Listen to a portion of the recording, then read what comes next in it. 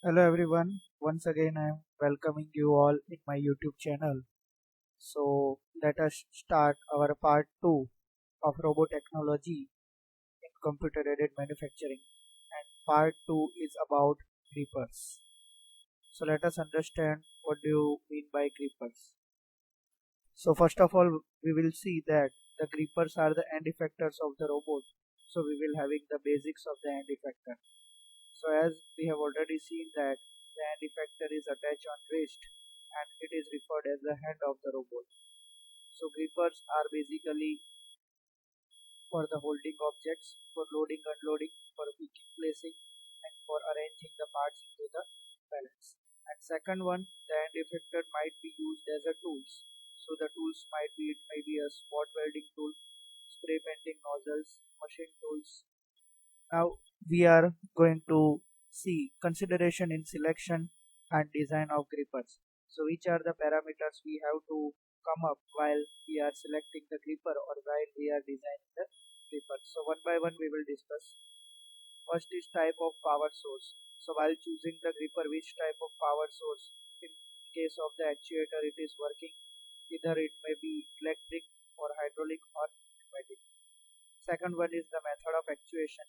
So which type of method is used for the actuation of the actuator? So either it may be the mechanical grasping, magnetic grasping, or vacuum grasping, or adhesive grasping. Next is the weight of the part to be handled. So in that we need to identify the size and force calculation for that particular vehicle. Next is the configuration of the part to be handled. So while we are picking or placing, or we can say loading or unloading the robotic arm, so what is the size, shape and tolerances of that particular vehicle.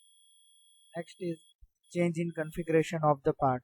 So change in configuration, that means while we are picking the parts with the help of the end effector, so either it may be the change in the size, shape, either there may be change in the load or its stiffness. Like if you are using the rubber material, then due to its stiffness it will be compressible, so size will be changed.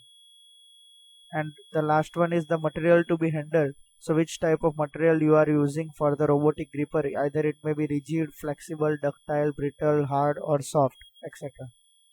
Next is cycle time and number of actuation per day. So cycle time, that means how many times the same amount of work is being repeated. That time is known as the cycle time. And number of actuation, so per day how many times this work is being performed, that is known as cycle time and number of actuation. Next is the characteristics of the robot. So it is depending on the payload, construction, its accuracy and precision.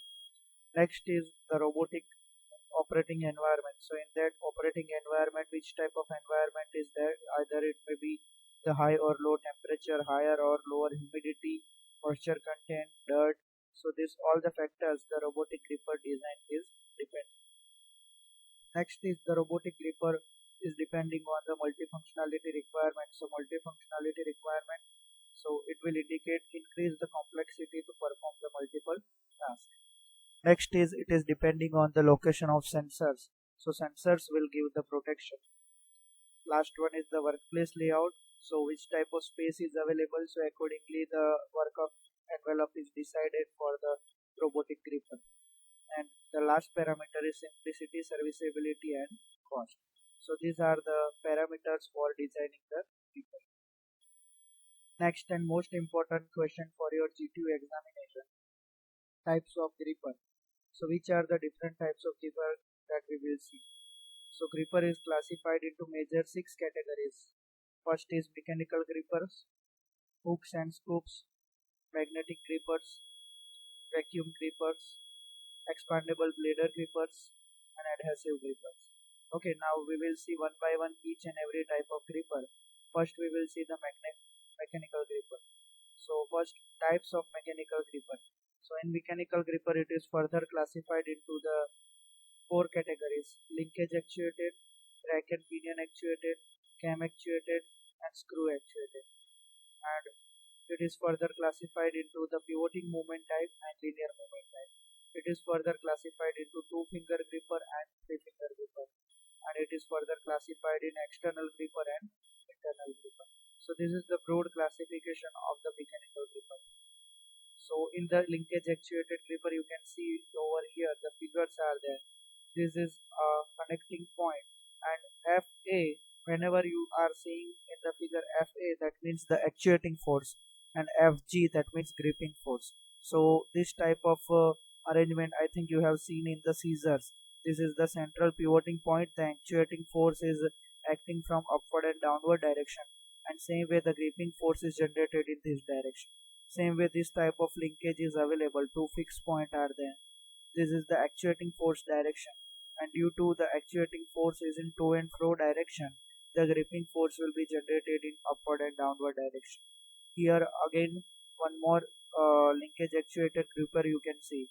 Here this is a pivoting point, and actuating force is generated in positive x direction, and due to that the movement of this gripping force will be in upward and downward direction from the linkages.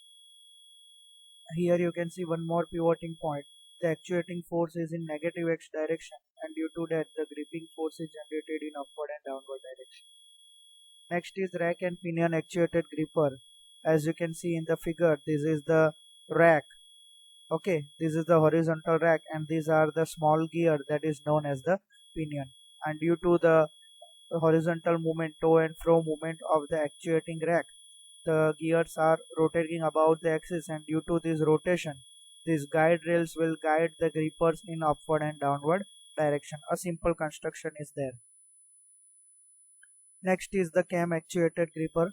So as you can see, one cam and follower is there. Okay, and cam and follower, it is attached with a spring force. These are two pivoting points, and these are two gripping force axis. Okay, so whenever this actuating force is generated and the follower is moving on the cam, okay, as you can see, it is moving in upward direction, it is moving in downward direction. Okay, and due to this horizontal movement and due to the spring force, the gripping force is generated in upward and downward direction. This is cam actuated grippers. Next is screw actuated grippers. So this is a threaded screw and this is a threaded block. So as you can see, due to the horizontal movement of the threaded block over the threaded screw, the gripping force is generated in upward and downward direction. Whatever the object we want to load or unload, we have to place this object between this place. Okay, so pivoting movement type already we have seen linkage actuated, and the second one is linear or translation movement type gripper. So as you can see, this is a double acting cylinder. So this is a linear movement type gripper. Due to the double acting cylinder, here you can see the piston is moving. Here it is one fixed jaw and another is a moving jaw, and this is a guide. Okay, whenever the double acting cylinder is having some pressure of air or gas, then it will move in to and fro direction, and due to this to and fro direction, the moving jaw will move in to and fro direction. And here it is a fixed jaw. Whatever the object you want to move, you have to place over here. Here you can see the space. Next is two finger gripper. So what do you understand by two finger gripper? So it is having only two fingers and effector. So it is simple in design, it is not versatile, and not suitable for tighter grip, not suitable for spherical object. These are the limitations and we can say that the features of the two finger grippers. And for the three finger grippers, if we are talking about, the construction of the three finger gripper is very complex. It is also versatile, it is suitable for tight grip and also suitable for spherical objects. So this is all about the two finger and three finger grippers. Next we will talk about the external gripper and internal gripper. So external gripper, if we are grasping the objects from the external surfaces, then it is known as the external gripper, and if we are grasping the objects from the internal surfaces, then we can say that it is a internal gripper. So this is external and internal gripper. Next point is hooks and scoops. So as you can see, this is a scoop and this is a hook. Okay, I think so many times you might have seen that. I think this type of scoop you might have seen in the JCB, and this type of hooks you might have seen on the overhead conveyor for transferring the material from one place to another place. So which are the key features of the hooks and scoops? So hooks and scoops may be used for the convey from overhead conveyor. whenever the material is in liquid or powder form, at that time the scoops are used, but there may be chance of spilling of the material. So job should have some handle or ring to hold, like we are having, if you are drinking the tea, then the cup is having a holder or one type of ring is there. So same way, in case of the hooks and scoops, for using the hooks and scoops, the object is having some ring. Next is spilling of the material. So whenever you are transferring the material from hooks and scoops, there might be the spilling. Next is magnetic gripper. So what is there in magnetic gripper? So magnetic gripper, as the name indicates, the magnet force will be there. So for generally handling the ferrous metals, the magnetic grippers are used. So here the variation, whatever the size and shape of the object, it can be tolerated. Magnetic grippers can handle the part with a hole. Okay, no issue of the hollow object. It will require only one surface for the gripping because the ferrous material is there. Its pickup time is very fast. It is very difficult to release and difficult for more ferrous sheet to pick up from the lot. Now, types of the magnetic gripper. So the magnetic grippers is also classified into two categories. One is the electromagnetic and second one is the permanent magnet. So electromagnetic gripper, that is working on the DC power source and the control unit, and the permanent magnet, generally it is used in the hazardous or explosive environment. Okay, as you can see, this is the figure of the magnetic gripper. Okay, this is the magnetic end effector. Okay, now we will see the construction of the permanent magnet gripper. So as you can see, this is a permanent magnet gripper. These two are the ejector pin. Let us say there is a long slender workpiece of a ferrous. Okay, these two are the air cylinder and this is the robotic arm. Why these ejector pins are used? Because whenever we are placing a long slender workpiece to this permanent magnet, then it is very difficult for the humans to we can say eject from this permanent magnet. So these ejector pins are available at both the ends. So the air pressure will work, and due to this air pressure, the workpiece will be ejected from the permanent magnet. Here it is the workpiece is holded by the permanent magnet. Here the ejected pins are not attached yet, but if they want to remove from the ejector pin, then the air cylinder will be there and the air cylinder will work. This is the function of the permanent magnet grippers. Next is vacuum grippers. So vacuum gripper, as you can see that as the name indicates, the vacuum pressure, negative vacuum pressure is generated to grasp the object is known as vacuum gripper. So negative vacuum pressure, I think all of you have seen the negative vacuum pressure. Okay, in the syringe, you might have seen the negative vacuum pressure is created to hold some liquid. Okay, as you can see, these are the vacuum cups. The green one is the vacuum cup, and you can see the boxes are held on this. So let us see the some of the characteristics of the vacuum gripper. So generally the vacuum grippers are used for the large, flat, and smooth objects, for the small metal plates, glass pans, and lightweight boxes. Generally, it is operated by the vacuum pump. It will create the negative pressure. Okay, as you can see in the figure, this is a vacuum pump, vacuum generator, and compressed air are lined. Okay, so whenever the compressed air is attached into the vacuum generator, it will create the negative vacuum, and due to that vacuum cup, the pressure is generated, and that pressure is available to the object to be moved. Okay, as you can see the detailed figure, this is a long slender workpiece. Okay, and the vacuum cup are attached on it.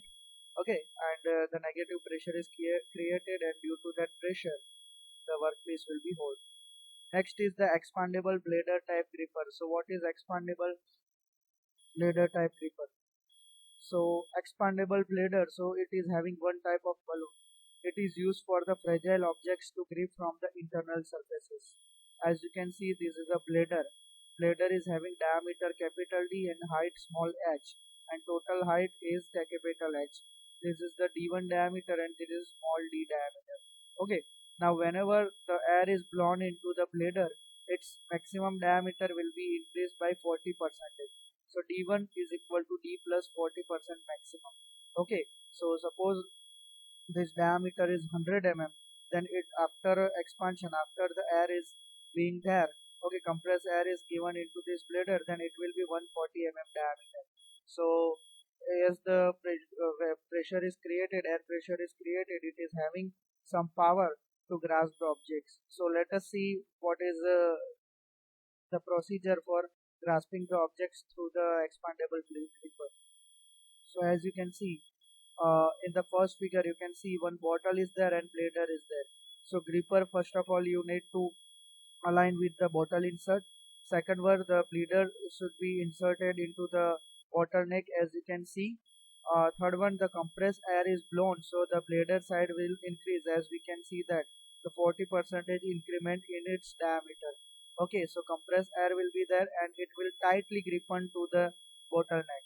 And after that, if the pressure is created, then the bottle will lift it from the surfaces. So this is the expandable bladder type gripper. Next is adhesive type gripper. So as you can see that the name indicates, the adhesion force is generated in adhesive type of gripper. So generally the adhesive substance is used for fabrics and lightweight materials. And the disadvantage of this type of gripper is that whatever the adhesive material we are using, it will lose its stickiness after some period of time. So the adhesive material should be continuously fed to the gripper. As you can see, this is the adhesive material. It is sticking to the, we can say that whatever the object we need to hide. Next is the design of the gripper. So in that we need to calculate the gripping force. As you can see, two fingers are there, the object is there. Okay, these are the two fingers and the object we are lifting in the upward direction. So the acceleration will be in upward direction. Now if we are making the free body diagram for this object, then it is having the mass m, acceleration is in upward direction. Okay, now pseudo force will act in the downward direction, so the total force will be m into g plus a. Okay, this is fg because the gripping action from the both the side. Okay, now as you can see, the perpendicular force normal reaction, that will be mu fg. Suppose the coefficient of friction between the block and the finger is mu. Okay, so it will be mu fg in upward direction. It is basics of the friction principle. Okay, now if we are resolving the forces, then as you can see that two fingers are there, so we can write down 2 into mu fg, but here we can write down only mu fg, n into mu fg. Why? Because 3 fingers are there, 4 fingers are there, then it will be multiplied. So commonly we can say n into mu fg minus m into g plus a, because two forces are in upward direction and one force is in downward direction. So n into mu fg minus m into g plus a is equal to 0. So simplifying this, fg is equal to m into g plus a, taking right side, divided by n into mu. Now considering the factor of safety n, fg is equal to m into g plus a divided by n mu into capital N. This will be the equation of the gripping force while we are lifting the object in upward direction. Okay, so acceleration is vertically upward direction, and whenever the acceleration is vertically downward direction, only this force value will change and it will be m into g minus a, because the direction of acceleration is now in downward direction. Fg as it is, mu fg as it is in upward direction.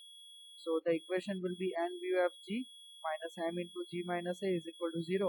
So simplifying, fg is equal to m into g minus a divided by n mu.